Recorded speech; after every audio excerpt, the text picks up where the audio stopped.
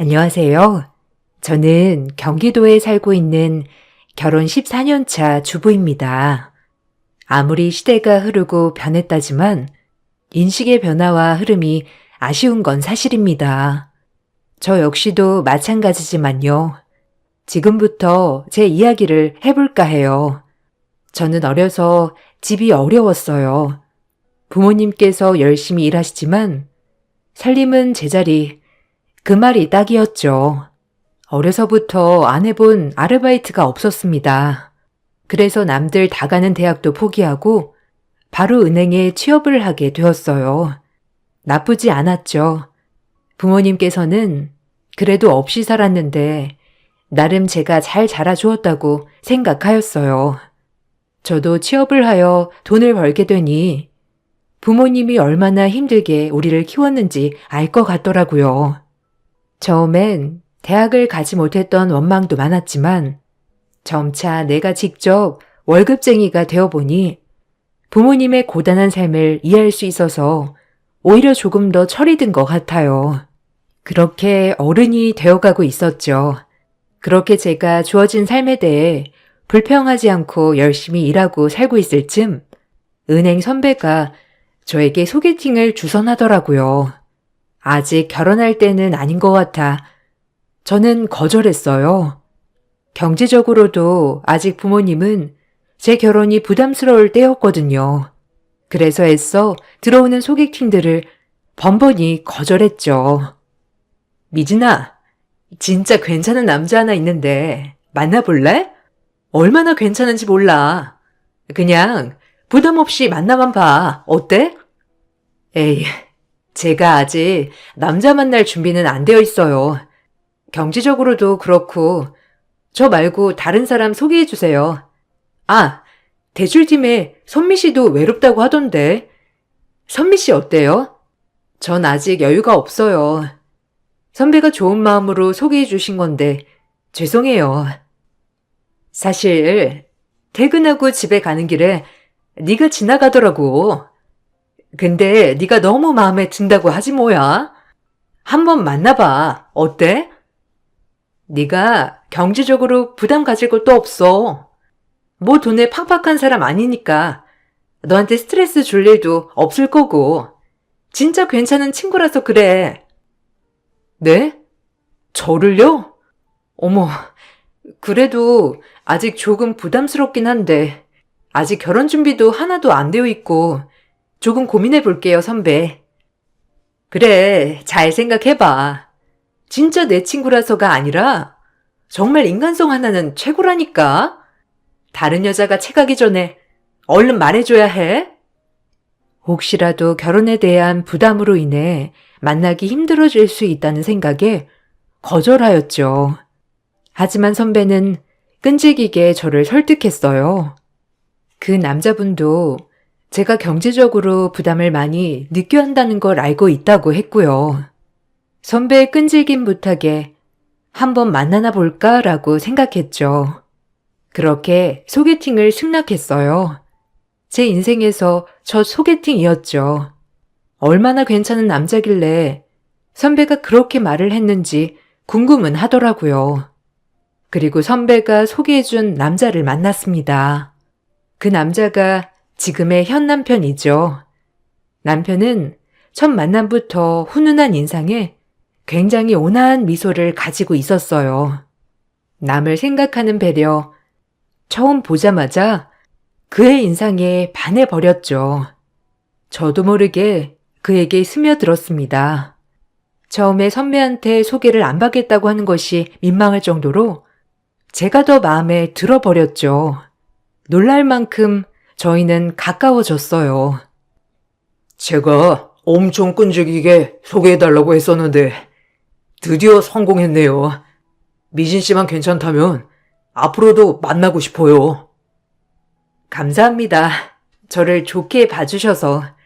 저도 결혼에 부담만 없다면 승절 씨 만나는 거 좋아요.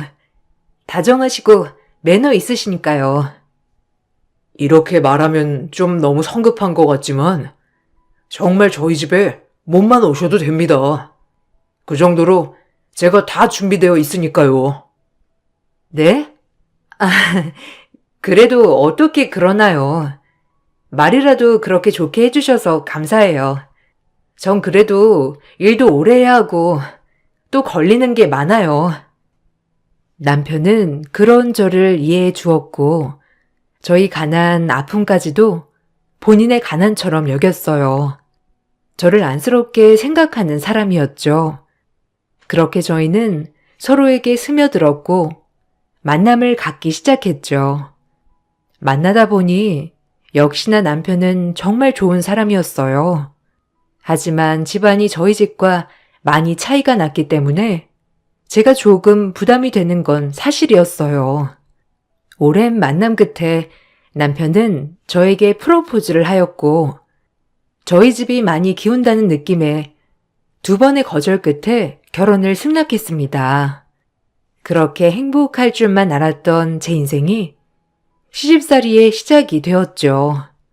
시부모님은 저를 격렬히 반대했어요. 본인들과 비슷한 집안의 여자를 며느리로 맡고 싶어 했으니까요. 이해는 합니다. 공들여 키운 아들, 마음에 드는 며느리를 맡고 싶을 테니까요. 하지만 그런 시부모님의 뜻을 남편이 꺾어버렸죠. 정말 마음에 들지 않지만 우리 승철이가 죽고 못 산다니 허락하는 거다. 알겠니? 내가 무슨 마음으로 허락하는지만 알아둬. 네, 감사합니다. 어머님 마음에 제가 들진 않겠지만 앞으로 최선을 다할게요. 지켜봐 주세요. 승철 씨한테도 잘할게요. 우리 집에 동서 같은 사람이 들어올 줄 몰랐어 정말. 뭐 대단한 재벌집은 아니지만 그래도 명망 있는 집이거든 우리가. 네, 형님이랑도 잘 지내보고 싶어요. 아무래도 승철 씨가 형제가 딱 둘이다 보니 친하게 지내면 좋을 것 같아서요. 내가 동서랑? 아무리 형제라도 급이 맞아야 잘 지내겠지? 그런 부분은 생각해봤고? 되게 웃긴다 동서. 골 때려. 네? 형님이 그렇게 생각하신다면 아쉽네요. 형님 마음 잘 알겠습니다. 그래도 너무 무시하진 마세요. 남편의 집안은 아버님이 큰 유통회사를 하고 있었고 아주버님은 고등학교 역사 선생님이었어요. 형님 또한 초등학교 교사였고요. 고졸 출신 은행 공채 직원이 마음에 들 리가 없었죠. 남편도 아버님 사업을 이어서 같이 하고 있었기 때문에 경제적으로는 여유로웠어요. 저희는 집도 가난하고 저도 대학교를 나오지 않았기 때문에 시댁에선 저를 좋아하지 않았던 거고요. 저도 마음을 단단히 먹고 시집을 간 거기 때문에 괜찮았지만 어쩔 수 없이 시댁에 갈 때마다 위축되는 건 어쩔 수 없었죠. 하지만 남편이 잘해주어서 행복했어요. 그렇게 저희는 결혼을 했습니다. 친정 부모님은 없는 형편이었지만 그래도 저희 살림에 보탬이 되라고 쌈짓돈을 챙겨 주었죠. 얼마 안 되는 돈인데 그동안 해준 것도 없고 이렇게 본인이 다 준비해서 시집 가는데 아빠가 해줄 게 이것밖에 없다. 에이, 아빠 무슨 이런 거 안 해줘도 돼. 엄마 아빠도 어려우면서 이런 돈은 날 왜 줘? 얼른 넣어둬, 응? 받아 미진아. 엄마 아빠가 그동안 정말 해준 게 없어서 그래. 우리 딸 혼자 잘 자라서 취직도 하고 결혼도 하고 기특하다. 그리고 이건 조상님이 물려주신 건데 꼭 가지고 있어라. 나중에 이게 가치가 있을지도 모르니까 알겠지? 이건 아빠가 애지중지 하는 거 아니었어? 나 자식이라고 물려주는 거야? 아빠가 애지중지 한 만큼 나도 잘 보관할게요. 모든 부모님이 그렇듯 없는 돈에도 조금이라도 해주고 싶어하는 맘이었죠. 그리고 부모님이 쌈짓돈과 챙겨주신 거는 한 몸으로 쓰여있는 종이었어요. 언제적 거였는진 모르겠지만 예전부터 집에 가품처럼 모셔왔다고 하더라고요. 막상 아빠가 아끼는 종이를 제가 받게 되니 마음이 이상했어요. 정말 시집을 가는구나라는 마음이 들었죠. 그렇게 눈물 콧물 짜며 시집을 갔습니다. 다행히 저희는 바로 분가를 했기 때문에 시댁에서 받는 스트레스는 매일 오진 않았어요. 그래서 괜찮을 줄 알았습니다. 평일엔 제가 일도 하고 남편과는 트러블이 없었기 때문에 괜찮았거든요. 하지만 주말마다 저희를 불러대셨기 때문에 주말엔 가야 했죠. 주말마다 시댁에 가는 날이면 금요일 밤부터 한숨이 나왔어요. 잠도 안 오고요. 그때 당시를 생각하면 저는 그때 약간의 공황장애가 있었던 것 같기도 해요. 시댁 현관 앞에만 가면 한숨부터 나오고 숨이 잘 안 쉬어졌거든요. 제가 들어서면 형님은 저를 보자마자 지적부터 했어요. 머리 스타일, 옷, 살이 빠졌네 쪘네부터 외모적인 지적은 물론이고 역시나 끝은 배움으로 무시했죠. 처음엔 매번 당하기만 하다가 이대로는 제정신이 너무 힘들 것 같아 반격을 하기 시작하였어요. 하지만 형님의 귀는 소기에 경을 끼었죠. 어머, 동서.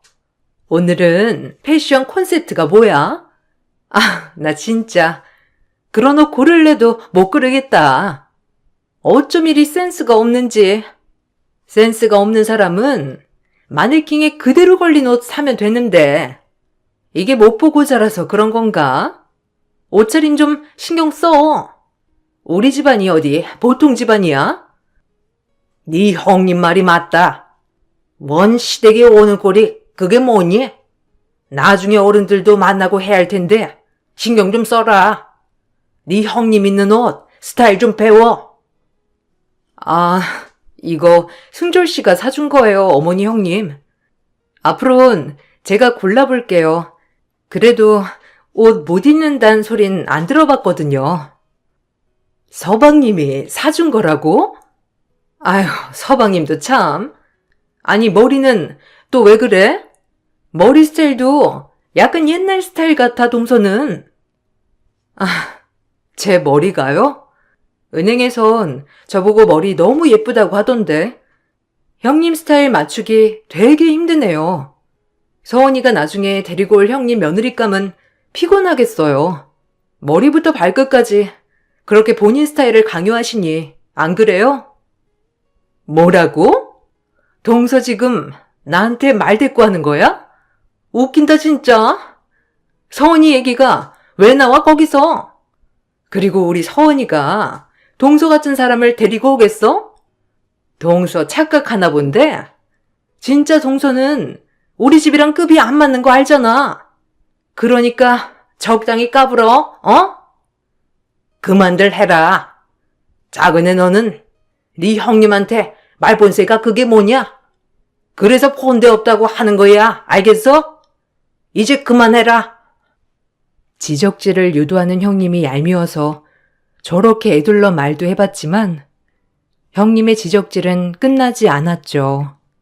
맹수가 먹이를 찾듯이 형님에겐 저는 먹잇감 그 이상이었으니까요.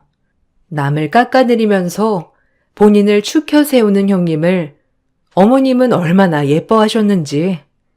제가 조금이라도 형님에게 말대꾸를 하는 날엔 시어머니의 호통 때문에 살 수가 없었죠. 괜한 집에 분란을 일으키는 것 같아 참았어요. 남편도 체면이 있었기 때문에 제가 너무 큰 소리를 내면 남편이 곤란해질 것 같았거든요. 그렇게 시댁은 저에게 늘 어려웠어요. 그래도 미진이가 아침밥도 잘 챙겨주고 얼마나 잘하는데. 내가 요새 살이 쪘다니까. 형은 살 좀 쪄야 하는 거 아니야? 그놈의 역사 공부가 뭐라고. 이제 선생님이면 그냥 마음 편하게 애들 가르치고 편하게 살아, 형. 너무 스트레스 받는 거 아니야? 그러니까요. 서방님이 말 좀 해주세요. 매일 방에 틀어박혀서 뭔 그렇게 공부를 하는지 저랑은 얼굴 볼 시간도 없다니까요. 에이, 내가 뭘. 네가 역사에 대해 아냐? 우리나라 선조들이 얼마나 대단한 사람들이었는데 알면 알수록 대단하다고. 아휴, 그래도 그렇지. 나랑 얼굴 볼 시간은 돼야지, 안 그래? 맨날 밥만 먹고 공부만 하니까 살이 빠지는 거야. 그래요. 이제 좀 쉬엄쉬엄 해. 원래도 말랐는데 얼굴이 반쪽이 됐다. 하여간 나랑 완전히 다르다니깐. 난 이과 체질. 남편의 형은 고등학교 역사 선생님이었지만 원래는 역사학자가 꿈이라고 했죠. 그래서 아버님이 키워온 회사를 형에게 물려주고 싶어 했지만 아주버님은 완강히 거부를 했다고 했어요. 그래서 덕분에 저희 남편이 이어받게 된 거죠. 시부모님은 많이 아쉬워하셨지만 그래도 저희 남편이 있었기 때문에 장남에 대한 기대는 많이 내려놓으셨고요. 평소에 말도 없고 늘 나긋나긋한 분이었기에 시댁에서 제가 제일 좋다고 생각했던 분이었죠. 그런 아주버님이 표독스러운 형님을 만났다고 생각하니 신기할 따름이었어요. 그래도 둘째 얘가 우리 승철이 밥이나 굶기지 않을까 걱정했는데 잘 챙겨주나 보지? 그거 하나는 마음에 든다, 딱 하나. 승철 씨가 잘 먹어주니까 요리할 맛이 나더라고요. 그래도 어머님 마음에 든다고 하니까 저도 기분이 너무 좋네요. 얼마나 잘해주는데. 내가 오죽하면 엄마 살이 쪘겠어? 결혼하니까 밥도 맛있고 간식도 많이 챙겨주고 좋아. 하지만 형님은 어머님이 제 칭찬하는 꼴도 못 보셨죠. 그래서 이해질세라 저를 내려깎기 시작하였죠. 초등학교 교사가 맞는지 자질이 늘 의심스러웠어요. 가방끈이 길면 뭐하나. 저런 사람이 초등학생들의 인성을 가르친다고 하니 소름이 돋았죠. 어머, 동서. 너무 미련하게 먹이는 거 아니야? 그것도 좀 절제해야지, 안 그래? 아무리 내세울 게 없어도 그렇지. 네? 제가 설마 남편 배 터지게 미련하게 먹이겠어요? 형님은 생각을 하셔도 꼭 적당히 먹이는 거죠. 음식 솜씨가 좋아서 남편이 잘 먹는 거고요. 하긴 잘해 먹여야 되긴 하겠다. 그거 아니면 뭐 동서가 딱히 밀어붙일 게 없잖아. 안 그래? 기분 나빠하지 마. 원래 살림 잘하는 사람들이 있대. 동서처럼 약간 우악스러운 사람이 살림을 잘하는 것 같긴 해. 동서가 손맛이 있지. 네? 우악이요? 형님은 참 같은 말을 해도 꼭 기분 나쁘게 하시더라. 형님도 이제 요리 좀 배우세요. 서은이도 잘 먹어야죠. 뭐야? 내 요리 실력이 어디가 어때서 그래? 참나. 그리고 난 요리 안 해도 괜찮아. 사람 부리고 살 거니까. 동서는 뭘 알아야 부리겠지만. 그만들 해라. 너희는 어쩜 만나기만 하면 한마디도 안 짓니? 둘째는 형님 말에 또박또박 말대꾸 좀 그만해라. 보기 안 좋아. 그렇게 저는 형님의 무시 속에 지내온 나날이었죠. 시부모님도 저를 그렇게 눈에 차게 생각하진 않았지만 형님이 제일 심하게 저를 갈구었어요. 시간이 지나고 아이를 가졌습니다. 아이를 가지자 시부모님도 저를 마음에 안 들어하는 마음이 조금은 수그러들었고요. 별탈 없이 10개월 후 예쁜 딸아이를 낳았어요. 확실히 부모가 되니 저희 부모님의 마음을 많이 알겠더라고요. 해주고 싶은 마음은 굴뚝 같은데 금전적으로 따라주지 않을 때 오는 좌절감이 더 클 것 같은 마음이 더 많이 들었거든요. 얼마나 속상하셨을까, 얼마나 더 해주고 싶었을까, 이런 마음이 들자 부모님께도 너무 죄송했죠. 하지만 형님은 저희 딸아이를 보고도 역시 지적을 했어요. 저뿐만 아니라 딸아이에게도 지적을 하니 그때는 정말 못 참겠더라고요. 어머, 동서 애 낳은 거 축하해. 좀 시간도 빠르지. 남의 임신이랑 출산은 빠르다니까. 근데 조카 코가 딱 자기 코다.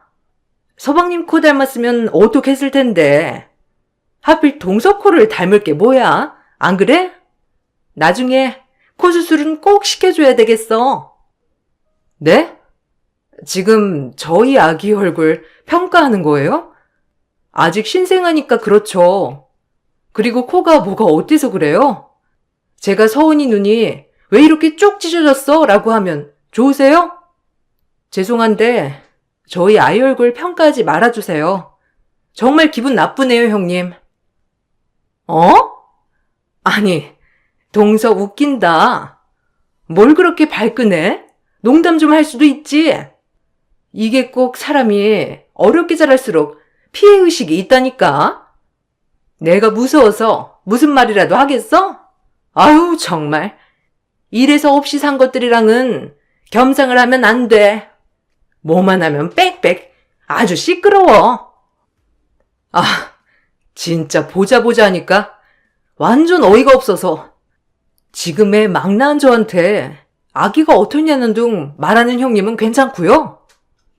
그게 배운 사람의 자세인가요?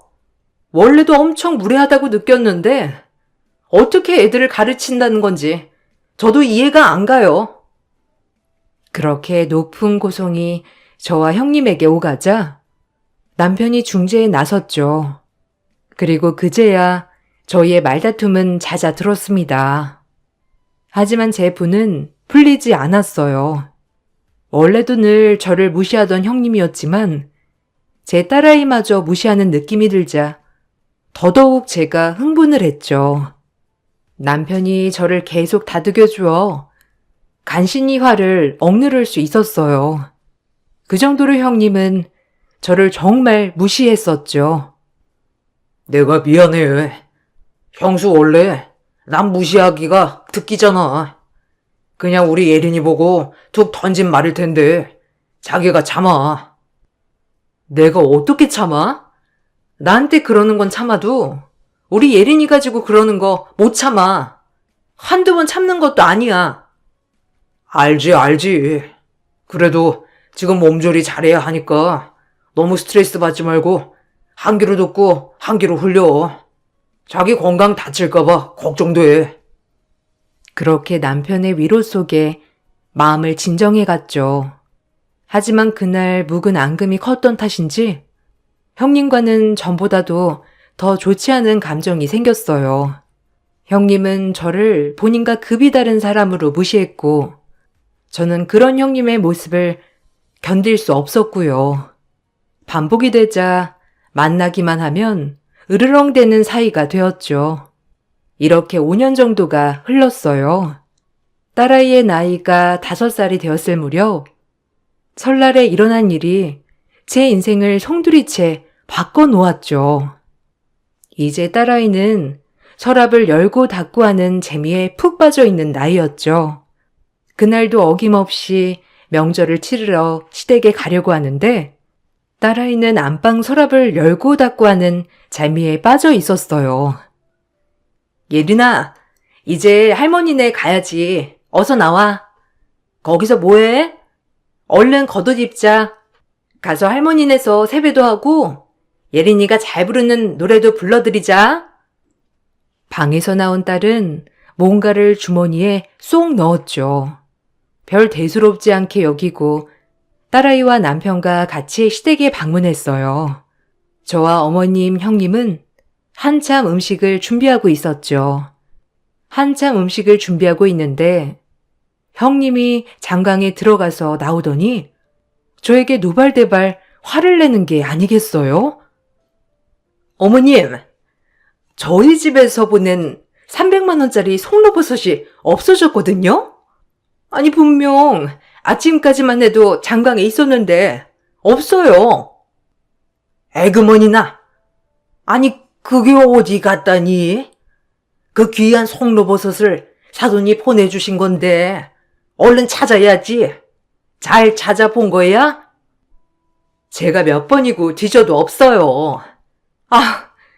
아까 분명 동서 올 때까지만 해도 있었는데 이상하단 말이야. 이게 없어질 일이 없잖아요. 동서, 너 아니야? 이거 비싼 버섯인 줄 알고 네가 꿀꺽한 거 아니냐고. 너 아니면 누구니? 그럴 사람이 여기 또 어디 있어? 어? 네? 지금 저 의심하시는 거예요? 참나. 아니 형님, 말이 되는 소리를 해야죠. 지금 저보고 버섯 도둑이라고 하는 거예요? 너 아니면 누구니? 그리고 우리 집에 이런 짓 할 사람이 너밖에 또 누가 있어? 멀쩡히 있던 송로버섯이 왜 없어지냐고. 아니 형님, 말이 되는 소리를 하세요. 뻔히 같이 계속 음식했는데 무슨 버섯을 훔쳐요 제가? 어머님, 말씀 좀 해보세요. 아니 그래, 얘 큰애야. 그건 아닌 것 같다. 진정 좀 해. 잘 찾아보자. 어디 구석에 떨어졌거나 하지 않았겠니? 아니요. 분명 동서 오기 전엔 있었어요. 너 당장 바른 대로 말하지 못해? 너같이 근본 없는 애가 300짜리니까 눈이 돌았겠지. 아니야? 없이 자라서 이런 거 보면 눈 돌아갈 거 아니야. 너네 친정 갖다 주려고 숨겨놨니? 진짜 어이가 없어서 얼른 내놓지 못해? 너무 막무가내로 몰아붙이는 형님의 화가 머리끝까지 났어요. 제가 애들도 아니고 너너거리면서 저에게 따지듯 몰아붙이니 저도 꼭지가 돌더라고요. 그리고 이제 한 아이의 엄마인데 이렇게 모욕을 줄 수 있나 하는 마음에서도 화가 너무 났죠. 아니 형님, 저한테 피해의식 있으세요? 예전부터 저를 그렇게 못 잡아먹어서 안달이었는데 하다하다 도둑이라뇨. 뻔뻔하기는. 네 년이잖아. 네가 우리 집에서 선물해준 300만 원짜리 송로버섯 훔쳐간 도둑이잖아. 너 아니면 누구야? 형님은 제 입에서 피해의식이라는 말이 떨어지자마자 눈이 뒤집어지더라고요. 그러더니 모든 전들을 저에게 집어던지고 미친 사람처럼 저에게 달려들었죠. 세상 태어나서 이렇게 무식하게 저한테 달려드는 사람은 처음이었어요. 전을 맞으면서 어안이 벙벙하였고 급기야 형님은 제 머리채를 잡기 시작했습니다. 세상 태어나 처음으로 잡힌 머리채였어요. 놀란 저는 애써 뿌리치려고 했죠. 어머, 이거 안 나요? 미쳤나봐 진짜. 어디라고 나한테 손을 대? 여보, 이건 나요. 안 그러면 저도 잡습니다. 네가 어디 할 말이 있어? 바른 대로 말하지 못해? 이 도둑아. 송로버섯 어디 있냐고. 그게 얼마짜린데 얼른 안 내놔? 제가 소리를 고래고래 지르자 그제야 남편이 들어와 형님을 뜯어 말렸습니다. 그리고 남편도 매우 화가 난 눈치였죠. 아니, 뭐 하는 짓이에요? 형수님 이렇게 몰상식한 분이었어요? 참나. 기가 막혀서 말이 안 나오네. 그리고 도둑이라뇨. 지금 예린이 엄마 보고 도둑이라고 한 겁니까? 당장 사과하세요. 그깟 300만 원짜리 송로버섯을 훔칠 사람으로 보여요? 진짜 너무 충격적이네요. 그럼 누구란 말이에요? 이 집에서 근본 없는 사람은 동서 하나뿐인데 이런 짓 할 사람이 어디 있냐고요? 서방님이 말 좀 해보세요. 끝까지 근본 타령을 하는 것을 보고 어이가 없었죠. 진짜 미친 사람인 줄 알았어요. 그렇게 형님과 제가 고래고래 소리를 지르며 싸우고 있을 때 아주버님이 헐레벌떡 들어오는 거 아니겠어요? 그리고 아주버님 입에서 나온 말은 또 한 번 충격적이었습니다. 이 근본 없는 작것들아, 전부 나가! 어디 위대한 재수씨한테 함부로 손을 대? 당신 미쳤어? 재수씨가 누군 줄 알아? 당신이야말로 미쳤어? 지금 나한테 근본 없는 작것이라고 한 거야? 예린 엄마가 아니고? 당신 제정신이야? 내가 누군 줄 알고? 조용히 해, 당신. 그만 못해? 재수씨가 얼마나 대단한 사람인데 지금 함부로 이렇게 대하는 거야? 얼른 사과드려. 뭐라는 거야? 지금 사과받아야 할 사람은 누군데 그래? 정신 차려. 지금 우리 아빠가 준 송로버섯이 없어졌다니까, 어? 그깟 송로버섯이 뭐가 중요해? 재수씨 조상님이 누군지나 알고 그러는 거야? 우리랑은 근본부터가 다르다고. 아주버님의 입에서 나온 말은 가히 놀라웠습니다. 제 딸아이와 형님의 아들이 거실에서 놀고 있을 때 제 딸아이가 아까 집 서랍에서 챙긴 종이를 떨군 모양이더라고요. 아주버님은 그 종이를 보자마자 한참을 들여다봤다고 해요. 역사학자가 꿈이었지만 학자까지 되지 못한 아주버님은 한문과 역사에 대해 아주 빠삭한 분이셨거든요. 그 종이는 바로 우리나라 사단법인 애국동지 원호회에서 발급한 감사장이었어요. 저희 돌아가신 할아버지께서 예전 독립운동을 할 때 만주에 있는 독립군들을 치료해 주셨던 의사였다고 합니다. 종이들이 여러 장이 있었는데 그 중엔 할아버지께서 독립군들의 자금도 조달해주고 치료도 해주는 사람이었던 거죠. 이 말을 들으니 아차 했어요. 저도 몰랐던 것이었거든요.